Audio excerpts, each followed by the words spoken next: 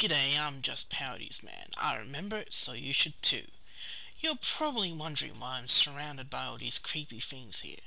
That's because today I'm looking at one of the oldest scary kid shows based off a scary kids book series that most people may not actually know about. To the one I'm blabbering on about, then you need to check out the TV series Goosebumps.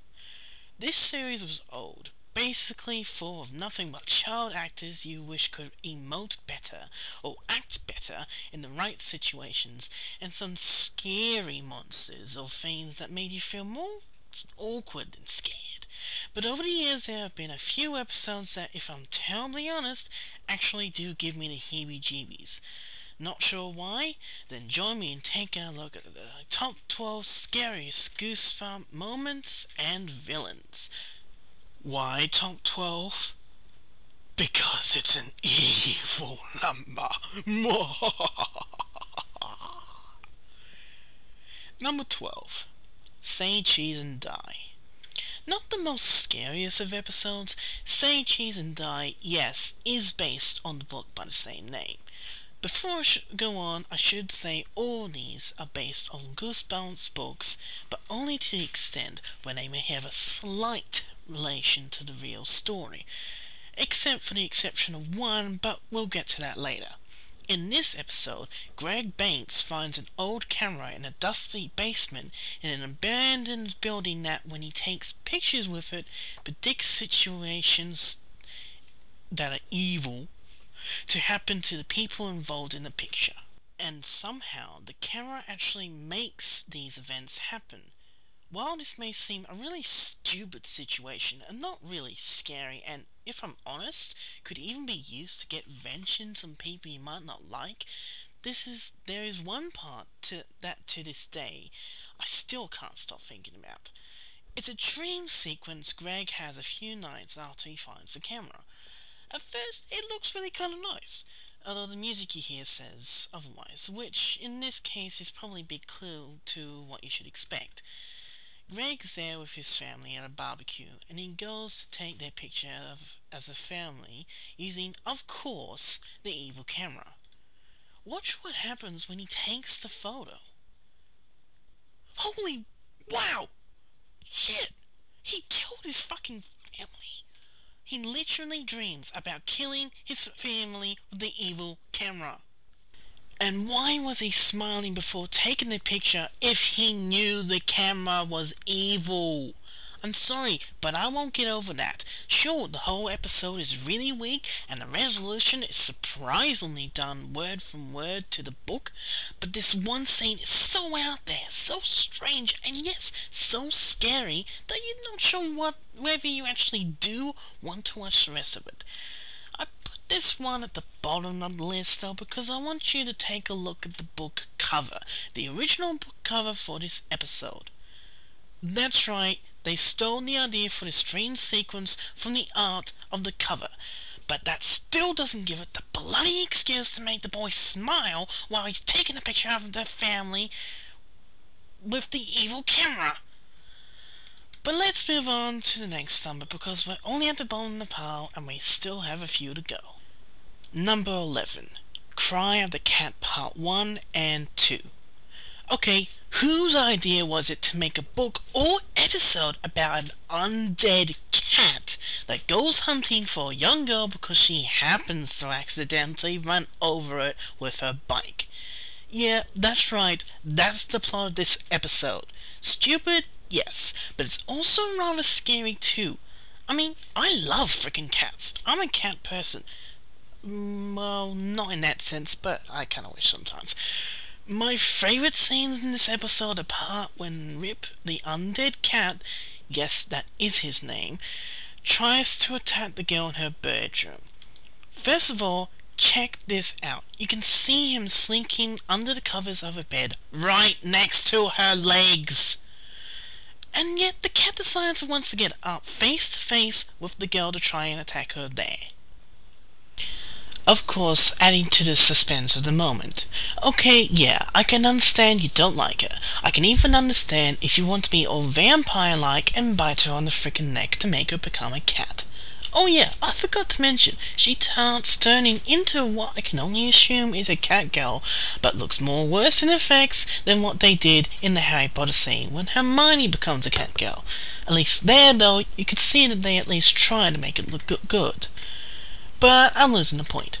And another scene I love is when the girl first discovers she's becoming more feline.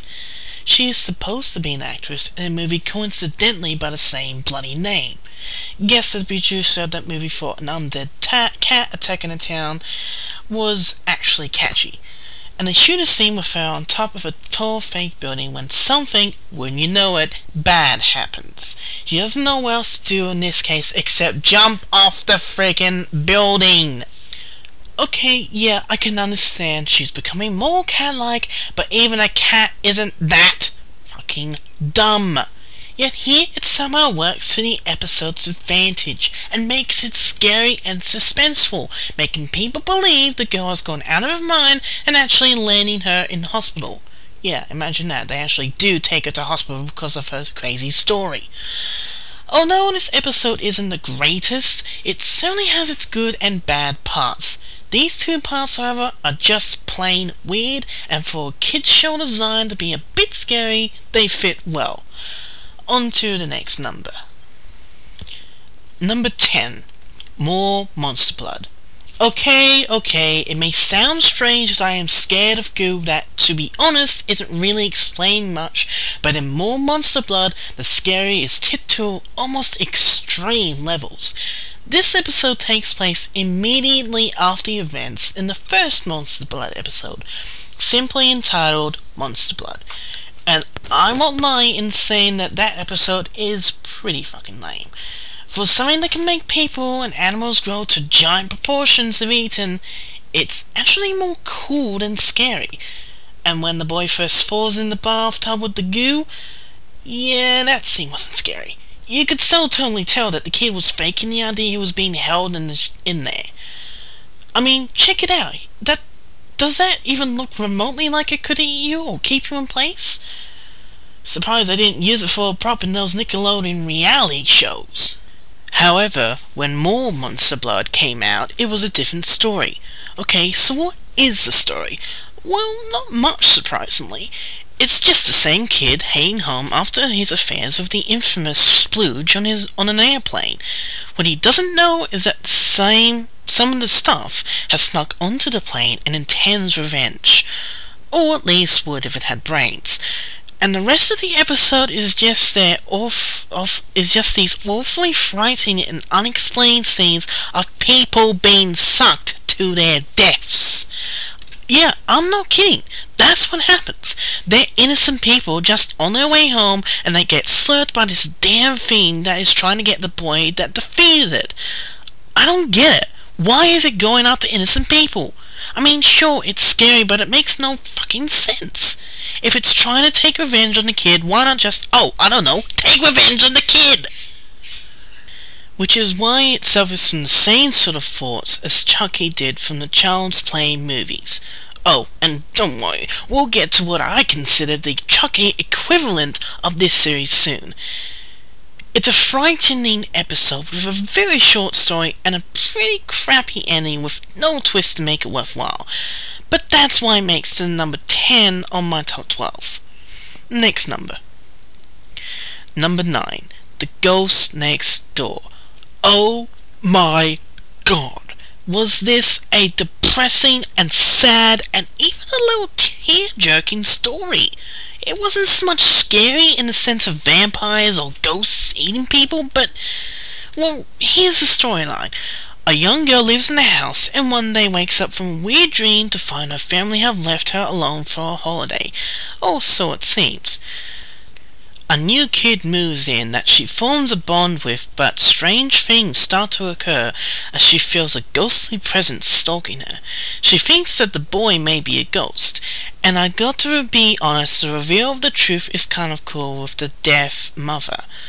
But as it turns out, in the end, she's a ghost, and she's seen and hearing a strange, deadly ghost appearing around the place who's trying to get the boy she's friends with and make him a ghost too. She saves the boy and gets rid of the evil ghost, and to this day I'm not sure what exactly it was. And she goes to, I'm not sure. I'm going to say heaven at the moment, but there's a heaven in the Goosebumps world? Really? That's a little bit strange. I won't lie in saying this episode actually made me cry real sad tears with its ending. Although the bad ghost is a bit scary, although not as scary as some of the next things you see on this list, it's nice and sweet to see an episode where someone would risk their life, or in this case afterlife. Yeah, thank you Goosebumps God for leaving her behind just so she could go through all this trouble for a friend. And while I haven't actually read the book version, I have to admit this episode is actually more sad than it is scary. It is one of the rare episodes that has good kid actors, pretty good storyline, even if it does have a one or two plot holes, and a rather interesting cover story to make you think you're seeing one thing when you're actually seeing something else. Not the scariest episode, but it definitely belongs here. Number 8. The Barking Ghost. Any story or TV episode that has an evil ghost dog that could possibly rip you to shreds, possess you, or even physically change you into a dog yourself has to be scary. And I won't lie, this episode is pretty dang scary. It starts off with two cranky thieves, funny in the original story they were pirates, but never mind me, fleeing from the law and taking refuge in the trunk of a tree, where two dogs come along and the tree somehow does a weird tornado mind switch with the thieves and the dogs, so that now the thieves are dogs. Years later, a boy named Cooper and his friend are tricked into going into the same tree by the ghosts of the thieves in the dog's body, so that they can swap minds with the boys. The rest of the episode is basically them trying to find a way to get the thieves out of their boy bodies so they can be back to normal. What's scary about this episode is more the way it's done. I mean, take a look at these freaking dogs. Take a look at the cover for the book. They do not look like dogs you want to come across. Another thing I find a bit scary is, well, who likes the idea of being a ghost dog and not being able to be seen by your family? That's pretty dastardly when you're tricked into becoming a ghost dog. But my biggest problem with the episode is the ending. We went through this whole episode with a fair amount of scares and actually pretty cool effects. The part when they first discover they can walk through doors is actually pretty cool. But then you get the climax of the episode. Again, spoilers warning. Cooper has a mean brother who spends most of the time whining and complaining and making Cooper feel generally bad for his life. And when he is somehow coaxed into joining the thieves, he is ultimately given his due. Wow, that's actually funny! The twist ending in a scary TV series in a pretty scary TV episode has a funny ending? Why? Why? Seriously, I could not get over this ending. Okay, yeah, it's supposed to be like some other episodes where some funny is involved, but here it's a last minute laugh that, while funny, makes you feel awkward immediately after your chuckle. This was a weird episode, and I really wish they'd explain more instead of succumbing to the usual plot holes and not explaining enough. But we still have a few to get through, so let's keep going. Number 7. A Shocker on Shock Street. Brace yourselves, people. This is one of the only Goosebump episodes that actually sticks word for word to the book it's based on, aside from the twist ending. What's the story? Well, there's these two kids who happen to know a man who invents this scary movie series known as Shock Street, a scary film series that these two kids happen to love to death. One of the kids is a girl who is the daughter of the man, and her name is Erin. The two kids get invited by the father to experience the thrill of a tour guide through the actual Shock Street set, but have no idea of the things that will happen. The father gives them guns of some sort. I want those, by the way, they look awesome, which he says will protect them against what might come after them. The two kids go on the tour, but during the tour their cart stops and doesn't start again, so they decide to disobey their father's order to not leave the car and decide to look for help. And the rest of the episode is a fucking tease. They think they have found help, but no, it's a severed hand that is crawling along the ground. They get chased by several strange creatures they recognize, but figure out they're just robots, until later, when one of the monster's arms come off and at one point actually starts bleeding. I'm not kidding. This happens. So the whole episode is just two kids running around trying to find help, but being chased by weird monsters they think are fake but could possibly be real. Eventually they finally come across the father, but for some reason the girl doesn't recognize him. Her friend seems to have gone into some sort of coma, and she desperately tries to get help from the person. But when she starts going nuts and proclaiming the person isn't her father, he grabs her and presses a button and turns her off, as it turns out that the kids were robots all along. Robots he's built specifically to test the ride. Now that's a pretty sweet twist, and the best part is it's exactly what happens in the book. The only thing they changed was the actual ending, which the TV episode added to. You see, in the book, the story just ended when the father turns the girl off, leaving readers with a realization that the girl and her friend were just robots all along, and nothing that happened was actually real. In the TV episode ending, they added on to that by cutting to a scene where you see the father creating new robot kids to replace the old ones he had to shut down. For some reason he keeps the old ones nearby, and for some reason they come to life and say that they thought they were the perfect kids for the place and assumedly attack and kill him. But we only assume that as the episode ends on just viewers hearing his scream. Wow! What a creepy ending! What a creepy episode! What creepy monsters! This one had it all. It was scary, it was intense, it had a good twist ending, and it definitely plays for itself. My only problem with it is that at the beginning they show creatures the scientist's father did. Now, take a good look at some of them and tell me if they look familiar. Let's see, we got the mummy from The Curse of the Mummy, one of the monsters from You Can't Scare Me, and what looks like a green version of the blob from the episode The Blob That Ate Everyone. Wow, that's 3 episodes that's shamefully shown in the first 5 minutes of the episode. As if to say, hey, we know this episode is scary, but these episodes were scary too. But they weren't, which is why none of them are on my list, and also why I don't like that about this episode. But aside from that, it's Goosebumps Gold. Hey, not a bad catchphrase. Next number. Number 6. How to Kill a Monster. Okay, just saying the title makes me know this is going to be scary. And it delivers pretty good. Okay, it's not as brilliant an episode altogether like a Shocker on Shock Street, but when you have an episode where you're stuck in a house with a man-eating monster on the loose, and the only way out is to kill it, and you're a little kid, chances are you're going to do a lot of bedwetting before this is over. So what's the story? Well, Gretchen and Clark are brother and sister, sent to stay at their grandparents' house in the middle of a sort of creepy but more murky swamp for a few days. While they're there, they discovered that their grandparents have actually locked a real monster in the room and are feeding it meat every now and then, intending to leave the kids there with it. Yeah, I'm not kidding, that's quite literally what they do. How do you think that story would go over with the kids' parents? Hey Ma, where are my children? We locked them in our house and tricked them into being lunch for the live monster we kept there. What? Seriously, what family does this to kids? What did kids ever do to you, you geezers? On top of that, the grandparents leave a short note behind saying they won't be back until they get help, although I think that's code for we won't be back till your bones are mush, and tell them not to leave the house under any circumstances. The note is torn at the bottom so they don't know what the rest of the note says.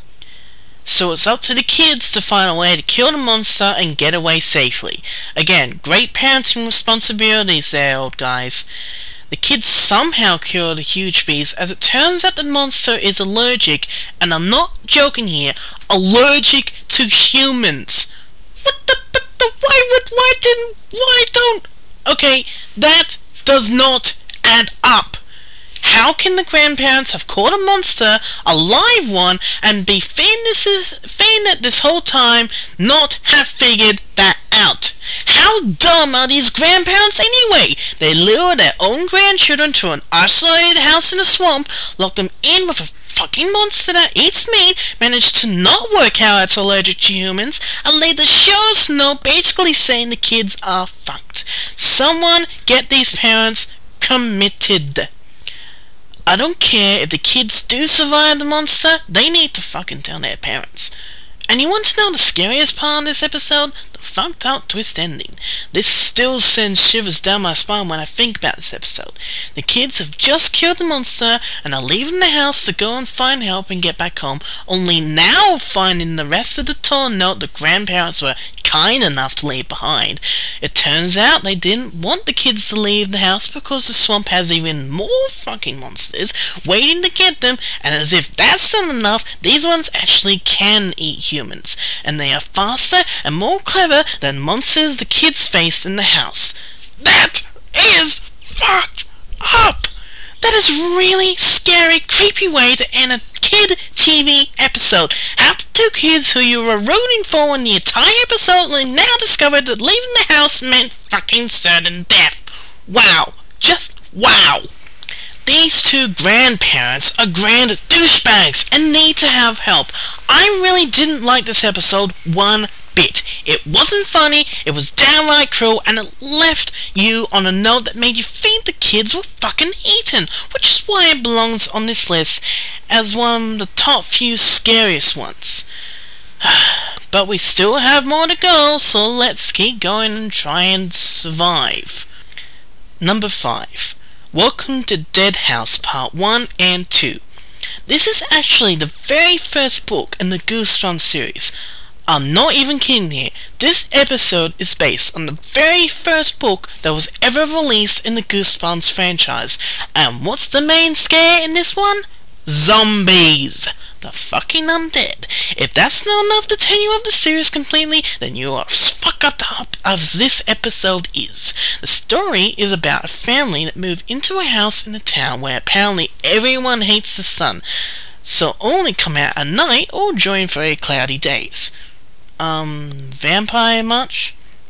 But later it turns out that all these people in the town have lived in the same house that this family have moved into, and as it also turns out they died in the house too. Yeah, they apparently all died in this one house, and now they want a new family to be with their town of undead sun-hating weirdos. This episode is not funny, it's not done right, the kid actors are just as bad as the adult actors, the twist ending is just cruel, and on top of that, they're fucking zombies. That is fucking scary. This is in the time when people were still scared by undead walking at 2 miles per hour, so yes, you can get a few scary moments here. But I think the topping of this scary cake here is the ending. My gosh, what a fucking sick ending. I don't think I'm giving away a lot here, but the family managed to get away in their car from the evil town people and are driving off. They all think it's over until they spot their dog, who went missing during the whole facade. They decide to pick the dog up, thinking it's okay, but it turns out the dog was one of the rare undead people that could actually be in the sunlight without being hurt or turned to ash. Again, vampire much? The episode ends when they smell the bad odor of undead dog and leaves us hanging with the huge possibility that now that family is infected and we have undead zombies loosed in the world. This is a show for kids, right? I mean, wow! For an episode based on the first book in this series, this one is pretty dark, which is why it belongs here. Yeah, sure, the effects are crap, and the evil town people are about as scary as Count Chocula, with maybe exception of the real estate agent, but with an ending like this, dude, kids at any age except between 17 and 19 are gonna be scared shitless of this. Funny thing is, this episode doesn't actually officially start off the TV series, which is good because it definitely would put people off it if it had been. Not my favourite episode, but heck, it definitely got a few scared jumps out of me. Number 4. A Night in Terror Tower Part 1 and 2. Actually, this episode is bizarrely enough considered one of the least scariest episodes around.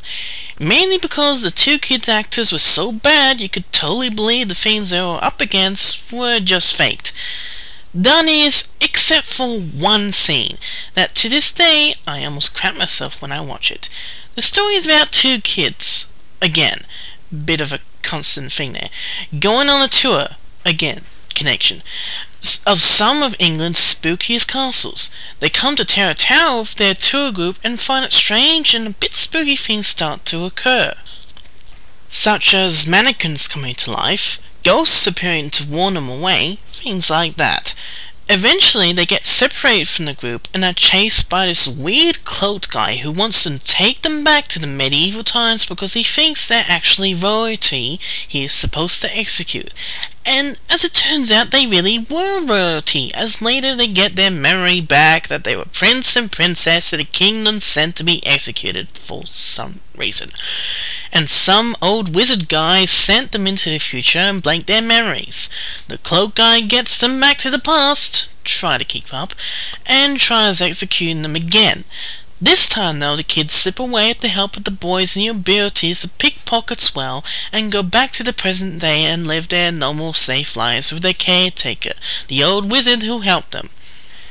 Yeah, this episode was pretty confusing, and full of a lot of awkward moments such as the fake bats that attacked the cloaked guy in the sewers. I've seen more real bats in Nightmare Before Christmas, and the weird parts where the kids see glimpses of the past when they look at people at the present. Seriously, that scene with the fat chick in the restaurant was more awkward than funny. But the one part that scared me the most was when they first get into the tower. It's when they decide to stop and the girl takes a few pictures of her brother pretending to be axed by the mannequin executioner here. Now watch carefully. Here you can see what she's seen, but for some reason the boy doesn't see it. Fuck! Shit! Don't kill me! Don't kill me! Please don't kill me! I'll tip you $20! Does that mean you accept? Okay, no, that doesn't actually happen, but you can see why I get frightened of this episode. Firstly, it's a fucking executioner. Yeah, okay, it's a mannequin of one, but still this scares the shit out of me. And since I really hate old castles with creepy statues in them, this scene just adds to that fear. It gives a new meaning to the phrase cutting edge that I don't want to know about. The less I see this scene, the happier I am. Now let's get on to the next... Number 3. The Scarecrow Walks at Midnight. I'm just gonna say it out loud here and now. I fucking hate scarecrows. No matter what they look like, no matter what they're wearing, these fucking creepy things scare the shit out of me every time I see them. Why? Because that's what they're designed for, to scare things away from crops. True, it's supposed to be to scare birds like crows and ravens, hence the name, but when you have really scary ones like the ones in this episode, or the ones from Sleepy Hollow for instance, and yeah, those fucking scare me too, you have to wonder why people decided these creepers were good to have around in the first place. One of my least favorite episodes of Round Twist, one of the funniest, bizarre, strange shows around, involves a living scarecrow out to possibly kill someone because they put clothes on it. Yeah, that's the story of that episode. But we're not talking about that, we're talking about this episode. And since I absolutely am terrified of these fucked up straw bale monsters, you can imagine I did not like this episode. Okay, so, what's the story? If you're interested, that is. Well, again, two kids are at a farm where their grandparents are stalked by scary scarecrows brought to life by farmhands' black magic, and that's the storyline. Laughing yet? Yeah, I don't like the whole idea of black magic being used in, well, anything, but when some schmuck uses it on scarecrows thinking it's going to improve the possibility of crows not attacking the crops, odds are something bad is going to happen. Not only is the aspect of this episode scary, but the whole design of these things are scary too. They look like something you'd see in Jeepers Creepers 2. And in fact, you do see Scarecrow in that. I saw the trailer. Big whoop. The way they stop them is pretty cool though, but the twist ending really tops the cake. The stupid farmhand read out another black magic spell and brings a tractor with sharp spinning wheels on the front of it to life. That's how it ends. You see this big thing coming towards the family and boom, it hits the house and the episode ends. And of course you assume they died horribly. Again, I have to ask, this was a fucking kid show, right? I was really scared by this episode, back when I first saw it and even now. The actors surprisingly are pretty good, which makes this even more believable and thus more scary. It's a fucked up episode with fucked up monsters and a fucked up ending that will no doubt make you shiver before the night is over. Number 2. Piano lessons can be murder.